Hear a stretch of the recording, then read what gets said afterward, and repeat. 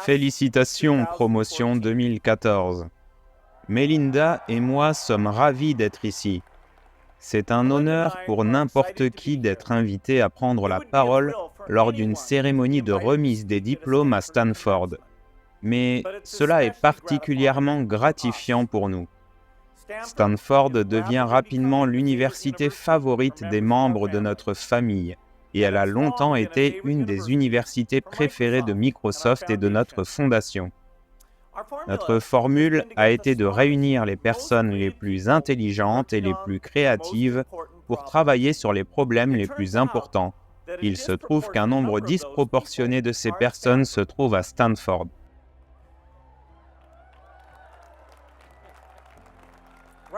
En ce moment, nous avons plus de 30 projets de recherche de la Fondation en cours ici. Lorsque nous voulons en savoir plus sur le système immunitaire pour aider à guérir les maladies les plus graves, nous collaborons avec Stanford. Lorsque nous souhaitons comprendre l'évolution du paysage de l'enseignement supérieur aux États-Unis afin que davantage d'étudiants issus du milieu modeste obtiennent leur diplôme universitaire, nous travaillons avec Stanford. C'est ici que réside le génie. Il y a ici une flexibilité d'esprit, une ouverture au changement, un enthousiasme pour ce qui est nouveau. C'est ici que les gens viennent découvrir l'avenir et s'amuser en le faisant. Maintenant, certains vous traitent de nerd et nous entendons dire que vous revendiquez fièrement cette étiquette. Eh bien, nous aussi.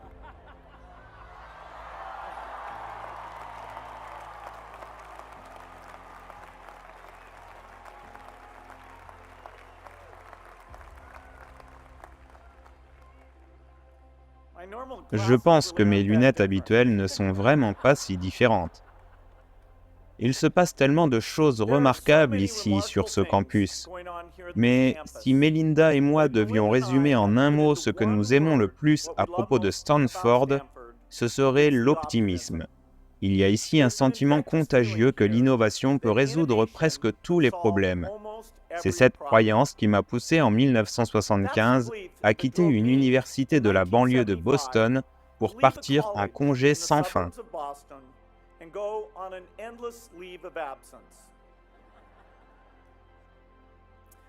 Je croyais que la magie des ordinateurs et des logiciels donnerait du pouvoir aux gens du monde entier et rendrait le monde bien meilleur. 40 années se sont écoulées depuis, et 20 ans depuis mon mariage avec Melinda. Aujourd'hui, nous sommes plus optimistes que jamais, mais au fil de notre parcours, notre optimisme a évolué. Nous aimerions partager avec vous ce que nous avons appris et discuter de la manière dont votre optimisme, combiné au nôtre, peut faire encore plus pour un plus grand nombre de personnes. Lorsque Paul Allen et moi avons fondé Microsoft, nous voulions mettre la puissance des ordinateurs et des logiciels à la portée de tous. Et c'est ainsi que nous formulions notre ambition. L'un des ouvrages pionniers du domaine arborait un point levé sur sa couverture et s'intitulait « Computer Lib ». À cette époque, seules les grandes entreprises pouvaient s'offrir des ordinateurs. Notre objectif était d'offrir cette même puissance aux particuliers et de démocratiser l'informatique. Dans les années 1990, nous avons pris conscience de l'impact profond que les ordinateurs personnels pouvaient avoir pour autonomiser les individus. Mais ce succès a engendré un nouveau dilemme. Si seuls les enfants issus de familles aisées avaient accès aux ordinateurs, tandis que ceux des milieux défavorisés en étaient privés, alors la technologie risquait d'aggraver les inégalités. Cela allait à l'encontre de notre conviction fondamentale, la technologie devait bénéficier à tous. Nous avons donc œuvré à réduire la fracture numérique. J'en ai fait une priorité chez Microsoft et Melinda et moi en avons fait un axe majeur dès le début de notre fondation en faisant don d'ordinateurs personnels aux bibliothèques publiques afin de garantir l'accès à tous. La fracture numérique était au cœur de mes préoccupations en 1997 lors de mon tout premier voyage en Afrique du Sud. Je m'y suis rendu pour affaires. J'ai donc passé la majeure partie de mon temps en réunion dans le centre-ville de Johannesburg. J'étais logé chez l'une des familles les plus riches d'Afrique du Sud. Cela ne faisait que 3 ans que l'élection de Nelson Mandela avait marqué la fin de l'apartheid. Lors du dîner avec mes hôtes, ils utilisaient une cloche pour appeler le majordome. Après le repas, les hommes et les femmes se séparaient et les hommes fumaient des cigares. Je me suis dit, heureusement que j'ai lu Jane Austen, sinon je n'aurais rien compris à ce qui se passait. Mais le lendemain, je me suis rendu à Soweto, la banlieue pauvre au sud-ouest de Johannesburg, qui avait été un centre du mouvement anti-apartheid. La distance entre la ville et la banlieue était courte, mais l'entrée dans ce nouveau monde fut brutale, choquante. J'ai pénétré dans une réalité totalement différente de celle dont je venais. Cette visite à Soweto m'a offert l'une des premières leçons sur ma propre naïveté. Microsoft faisait don d'ordinateurs et de logiciels à un centre communautaire local, comme nous avions l'habitude de le faire aux États-Unis. Mais il ne m'a pas fallu longtemps pour comprendre que je n'étais pas aux États-Unis. J'avais vu des statistiques sur la pauvreté, mais je n'avais jamais réellement vu la pauvreté. Là-bas, les gens vivaient dans des cabanes de tôle ondulées, sans électricité, sans eau, sans toilette. La plupart des habitants n'avaient pas de chaussures et marchaient pieds nus. Sauf qu'il n'y avait pas de rue, juste des ornières dans la boue. Le centre communautaire n'avait pas d'alimentation électrique stable. Alors, on avait bricolé un câble de 60 mètres, reliant le bâtiment à un générateur diesel installé dehors.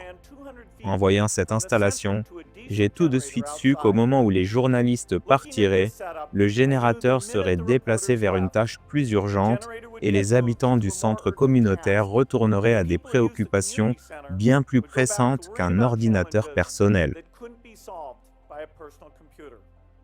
Lors de mon allocution préparée pour la presse, j'ai déclaré « Soweto est à un tournant. D'importantes décisions doivent être prises quant à l'avenir des technologies et aux risques qu'elles laissent le monde en développement derrière. Il s'agit de réduire cet écart. » Mais en lisant ces mots, j'ai su qu'ils n'étaient pas vraiment pertinents. Ce que je n'ai pas dit, c'est « Au passage, nous ne nous concentrons pas sur le fait que chaque année, un demi-million de personnes meurent du paludisme sur ce continent. Mais nous allons à tout prix vous apporter des ordinateurs. » Avant de me rendre à Soweto, je pensais comprendre les problèmes du monde. Mais en réalité, j'étais aveugle à certains des plus cruciaux.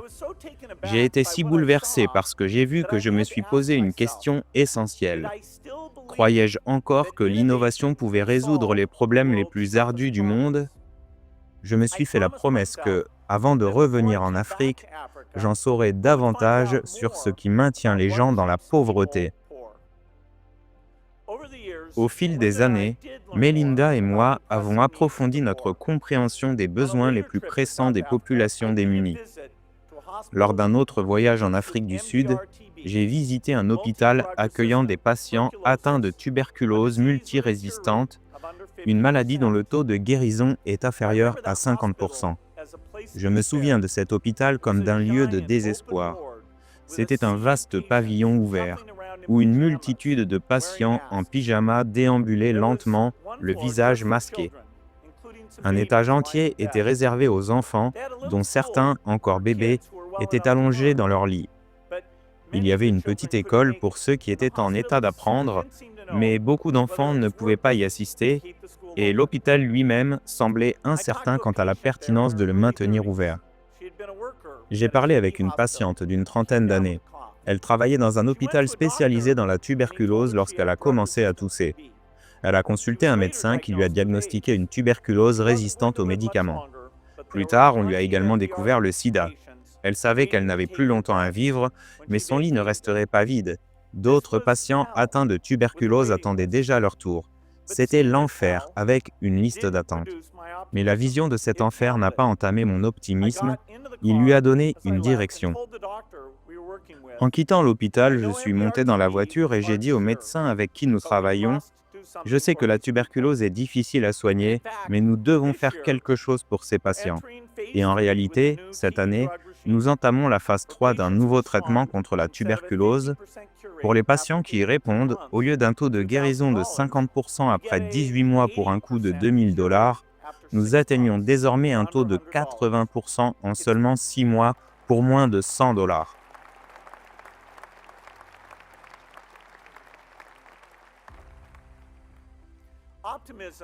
L'optimisme est souvent perçu comme une illusion, mais il existe aussi une illusion du désespoir.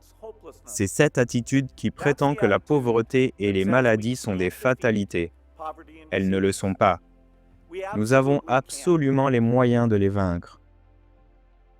Cette vidéo est terminée. Dites-moi ce que vous avez pensé de ce discours inspirant de Bill Gates dans les commentaires. Et avant de partir, n'oubliez pas de vous abonner pour ne pas rater les prochaines vidéos. À bientôt!